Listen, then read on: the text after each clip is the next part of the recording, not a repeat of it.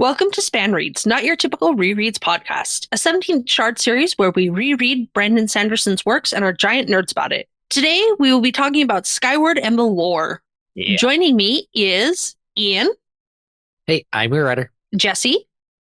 Hello, I'm Lady Lameness. Eric. Hey, I'm Cass. And I'm Michelle, or firstRainbowRose. This is our warning to viewers and listeners that there will be full spoilers for all Skyward novels, excluding Defiant, and the Skyward Flight novellas from this point forward. So, lore. Lore. Lore in this book is very different to lore in the rest of It really is. Right. Yeah. which really it is one of my points that I don't like about the series as a whole, is that discrepancy. But I find the lore in this book to be very fascinating because we learn a lot about like the Defiant people as they currently are, and just a lot of just small things that don't matter except for world building purposes. And honestly, you could cut a lot of that out and you'd still have a fairly fleshed out world and fairly fleshed out culture, but it makes it feel that much more rich, which makes me really sad that we lost almost all of it going forward. Yeah, because like there's a whole bunch of stuff with other caverns and it's just like not explored at all. Like we're just going in a whole different direction. Like there's private shipping between these other places and stuff, and there's even caverns that aren't in the DDF. That's a thing too. Yep. And it's like, oh yeah, that would be cool. There's entire language barriers, which you wouldn't think would really be a thing, but it just isn't explored at all. Yeah, it's like so cool. But then we sort of leave it. Like I always wanted to know more about Igneous itself, and I really thought that in Starsight or going forward from Starsight, like we would learn more about Igneous, because surely we have to learn more about like Detritus, right? So we'll learn more about Igneous, and we still haven't learned more about Igneous. Or the mysterious apparatus. Yeah. Yeah. It's like presumably we get teases about what detritus was originally, but like we still don't get more answers about that. Like, just an apparatus. It's here. Don't worry about it. We needed it so they can build starfighters. Yeah, that's it. Yeah. That's about it. Like once they move up into the rubble belt, basically, that's it for the lower caverns. Like we don't get anything else, which is just a bit of a shame. Or even the fact that they have farms at Alta Base. I completely forgot that they farmed at Alta Base because they don't have to hide it behind some sort of invisibility cloak that they don't use anymore for reasons. I was talking with Jess about this because they cloak Alta Base in the prologue. And Jess is like, why don't they use why don't they use that later? Yeah. What?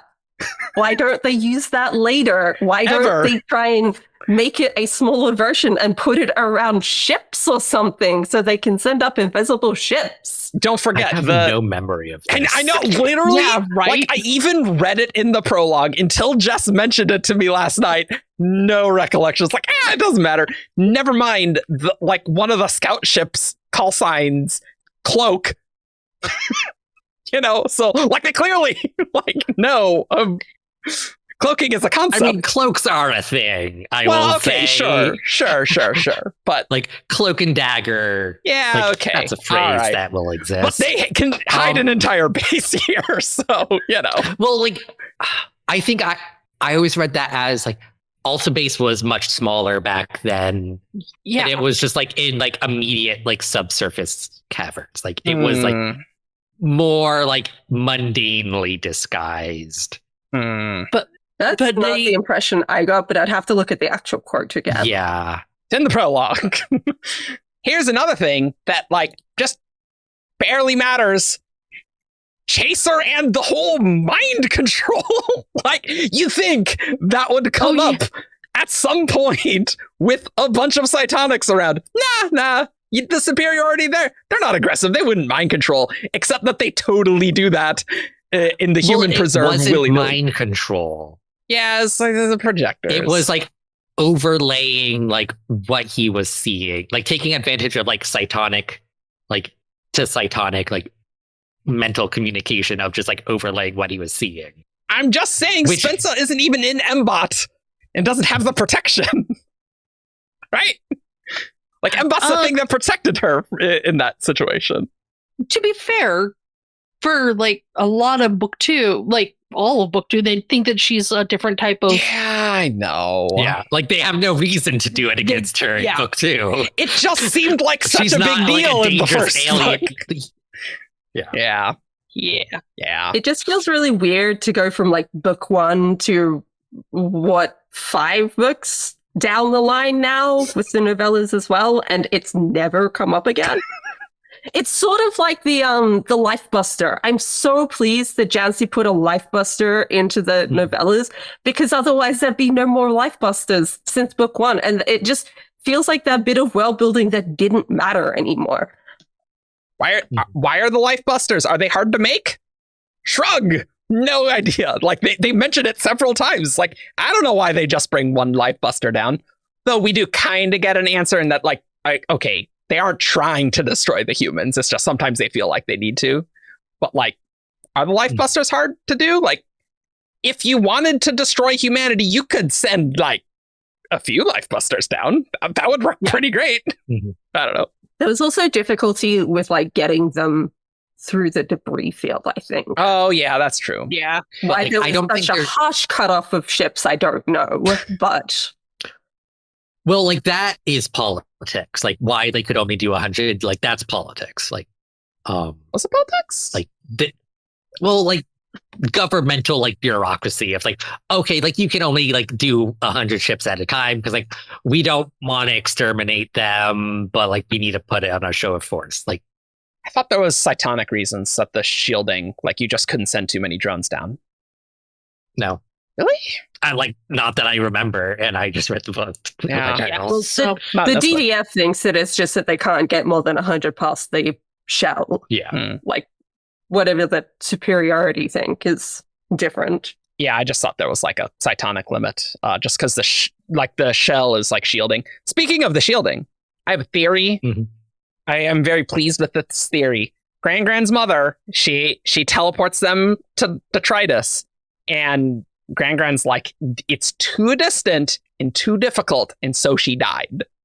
I think this makes tons of sense, given that detritus, has that shielding, right? And so, like, I guess possible, but like, we know like there's that key, right, where you can, if you know, you can teleport out. Grand's mother wouldn't have that, so yeah, that makes sense that she died. So anyway, that's a thing that isn't explained, but I think makes perfect sense. Yeah. I will again reiterate the Krell are much more threatening in this book than in later books, pretty dramatically. Yeah. I think that gets into the thresholds of knowledge of like, totally, once you know, like, oh, like these are just glorified prison guards, like they're inherently less scary than like absolutely mysterious aliens coming from above. For sure. Yeah. It probably doesn't help as well that like Atlantic crashes, but besides that, we immediately jump into a peaceful civilization with like aliens that are not harmful or seem to be harmful to our protagonist. Yeah. So that also kind of takes away from these are people to be scared of. Yeah, for sure. And it's like, there's a scene at like the end of this book where she sees like the Varvax and is like, it's terrified that she's looking at it. It's like, oh, it's looking at me. Inherently, like, yeah, for sure. Like, why are we afraid of this guy? Yeah. Like, what? There was no way to do this to keep that tension up, and I get it. I guess I just miss it because other reasons why this book feels distinct from the other. Yeah, and like the Delvers have the same issue. Like once you know too much about the Delvers, like they're just not as scary. Like because like this book, like what are the eyes? Like what's going on? That in this book. Oh yeah. So something I noticed is in the prologue when the stars come out and they see it, there's the description of their scene as pinpricks of bright light, which is how the Delver eyes are always described as well. And I just really liked that comparison between them of something that is like bright and shiny and like baby Spencer is in awe of, and then brings such a chilling description later in the book. Like, it was just really, really well done. They're so mysterious and malevolent, especially when, because Mbot says, don't use wired communication. Radio will like draw the attention of the eyes, and then later you're like, that doesn't sound good. Well, and then Spence's comment to Cobb of, I've seen the eyes, and Cobb just immediately is like, oh no. Well, I think part of that's because he's worried about what happened with Chaser, right? Like, he doesn't know, like, they're evil eldritch monstrosity type things. He doesn't know that. That's fair. So there's also just like the misdirection of, they think that what happened with Chaser, and like the audience thinks it's to do with the Krell, right? Like, he went out there, and like, it is to do with the Krell in a way, but it's also being linked in with, he would talk about hearing the stars, he's seeing these eyes, which aren't the Krell. They're something else. So the Delvers are more in the background for most of the book, because we're not thinking of them even as this villain, and we're focused on the Krell, and then suddenly they turn up and it's like, oh, you were there the whole time and we just weren't paying attention. Yeah, Brandon did do a lot of subtle foreshadowing with that, which I really like. Oh, here's one weird thing about the Krell that on a reread, I'm like, wait, what? Apparently, the Defiant fleet, before they crashed on Detritus, didn't know what the Krell were? What?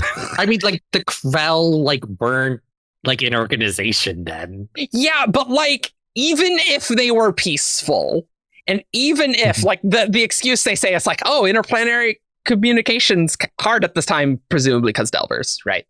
Wouldn't you at least know? It's like, yeah, I mean, there's like a bunch of aliens. It's like, it's the aliens. Oh, yeah. Well, they were bummed like very shortly after they hit down on Detritus, and they lost like all of their command staff, like almost all of their documentation from the Defiant is probably that. No, but like someone just didn't have a history to pull back on.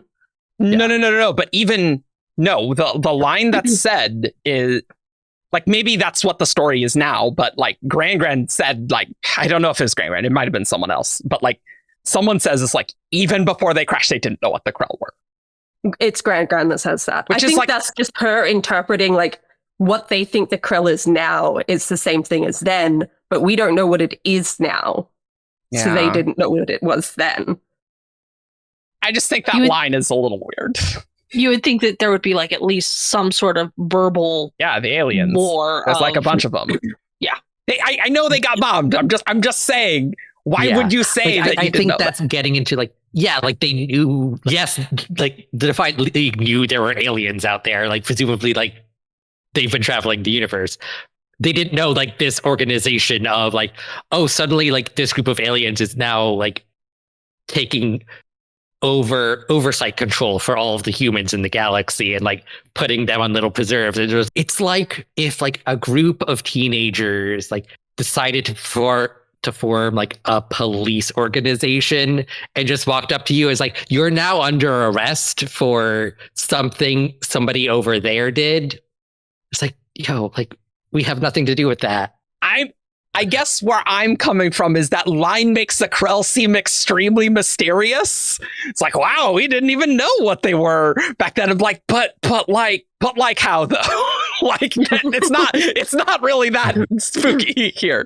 Like, yeah, they're aliens and stuff. And yeah, I realize that probably the higher ups, they probably knew more and Gran just didn't know. But yeah.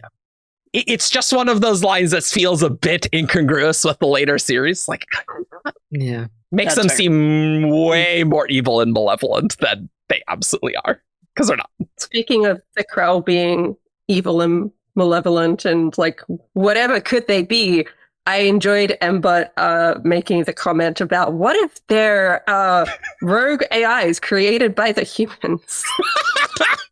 It's true. Yeah, that's a fun bit of foreshadowing. Yeah. Because Brandon does really set up like, ooh, there's AI stuff. It's kind of weird, for sure. I like that a lot. another bit of foreshadowing that Brandon like set this up really well with like Doomslug, I think, and we've already talked about Doomslug, but there's a couple of scenes where Spencer mentions that she can hear fluting, particularly when she's in the caverns, which presumably has to be the slugs, right? Yeah. And it's just really interesting because the whole thing was Jorgen couldn't hear the stars, but he could hear the slugs. And I think Spencer could totally hear the slugs. She just didn't realize she was hearing the slugs, maybe because she was so used to being in those caverns that they were just another sound that were meant to be there. I mean, she's at such a low Cytonic knowledge level in this book that it's like, yeah, I mean, right? Yeah. It's really hard to be like, oh, yeah, Spencer has learned so much since then. But yeah, it has to be the slugs in detritus and like all the stuff with mushrooms and the empty box in Mbot's hyperdrive and Doomslug chilling around. I thought all that foreshadowing was really nicely done. Yes. It's a very cool moment of where there's obviously a biological component to hyperspace travel. Like, presumably there was a slug in that little compartment at some point. Yeah. Something that like I feel like isn't super delved into well is that like in that scene, like Spencer provides the biological component. Yeah. Like, what is the interface there? Magic. Well, yes. Because like the way like hyperdrives are described later on, it's, like there's a screen in there that's like you put something on the screen to scare the slug and like give this like coordinates. But like that doesn't seem to be how it works here. Personally, Jorgen like and this is also like something do that though, so it's probably however they do it. Like it's just different when you're a humanoid-ish Cytonic versus a slug. Yeah. But like there's like mechanical Cytonic hyperdrive is online as she's starting to integrate. It's like the mechanical side can figure that out. I'm like, how? Because like this is also a thing like in Defending Elysium where is a like mechanical side to Cytonic. There is like technical infrastructure for like the fast communication on Earth. There's just a guy in the room like powering it, but there's like machines handling a lot of the switchboards. And like that's something I feel like most of the series doesn't really engage with. Not at all. It's very focused on like people have like psionic powers, but I was always interested in like the technological component. Yeah.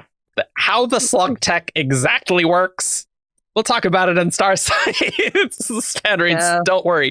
Like, I feel like there just must be something where there's some mental to like technical interface or something that lets your like mind sort of integrate with it, kind of, and like it lets the slug's mind kind of integrate with it somehow.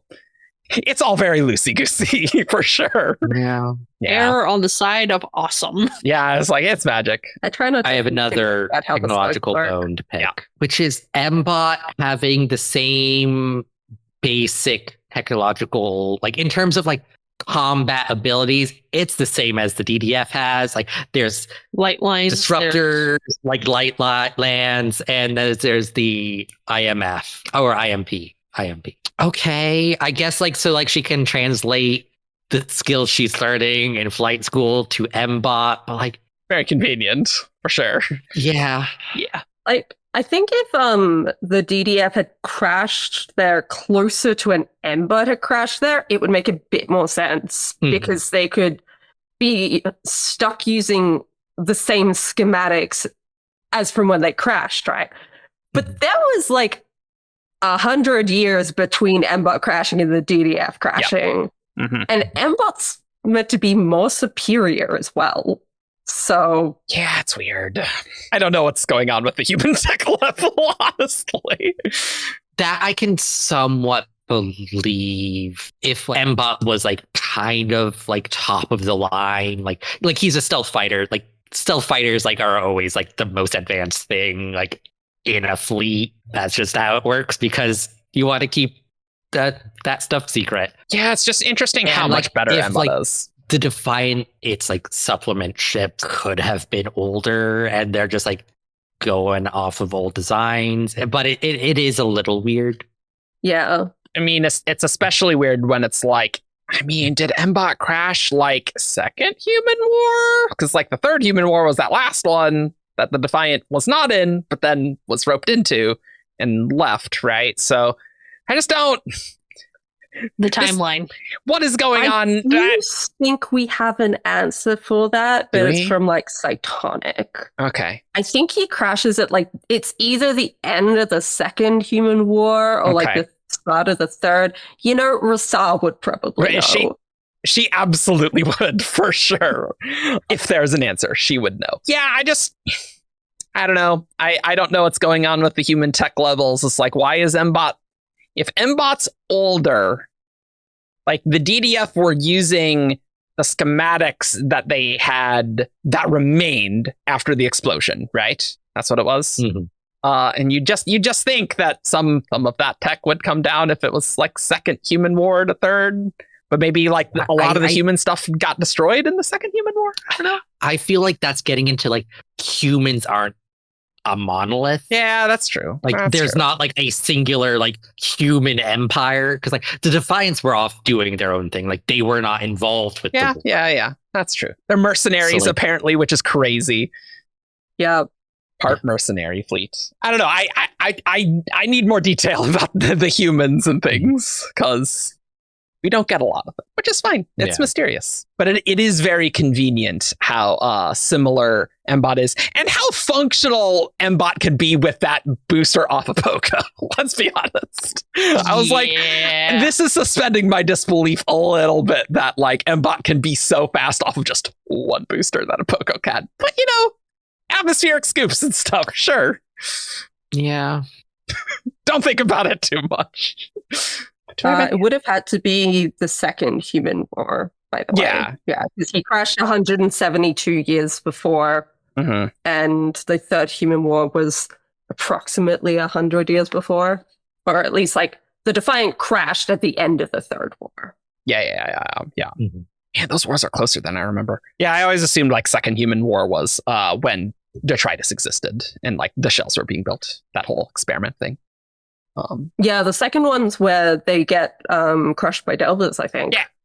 Yeah. Because that has to be the case, because the Defiant was like, oh yeah, here's this dead wreckage. It's been dead for a long time, right? So why did Mbot and his captain go there? That's always been my question.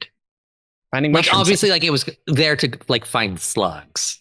Yeah. Like the timeline of like how long after like detritus was like destroyed did Mbot crash?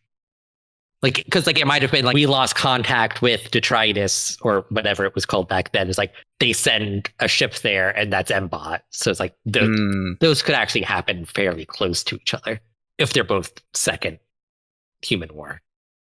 Yeah, I don't know. I don't think we're ever going to get any answers for this at all, ever. Live stream questions. Oh yeah, Brandon totally is great for intricate timeline questions on live streams. He's like, I'll have to look into that. And those are definitely the questions that would end up being asked. Yeah.